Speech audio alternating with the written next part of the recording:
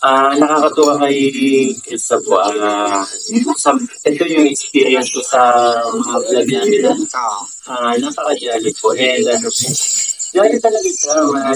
Lalo na nung latest episode mo namin. So, naging madaldal si Chris. Ginulat talaga ako doon.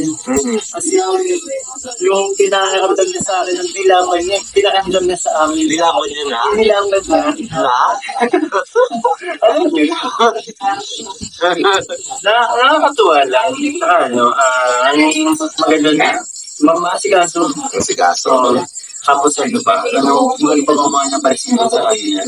Bukod sa yun, sobrang magaling ka sa mabilis. Tsaka may narinig din ako na pag nagpa-vlog daw, hindi masyado kailangan ng support. Kaya parang ng director talagang dire-diretso lang ang Sa vlog. mga hindi ko nakakaya, parang nangyari kasi ng mga vlog niya, parang kami na yung gumawa ng vlog nung wala naman, wala nang kayo sa Kasi usually pag may mga vlog na ganyan, minsan nawawala ng sinasabi. Kaya so dyan papasok na nga para pag-usapan nyo itong ganito. Pero sa inyo, dire-diretso talaga. Nakakatuwa.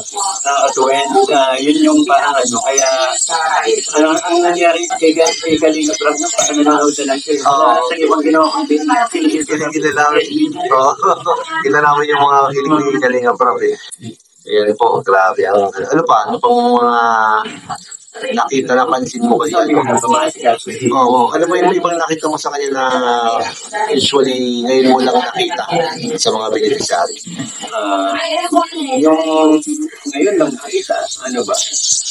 Siguro yung pagiging niya. Totoo.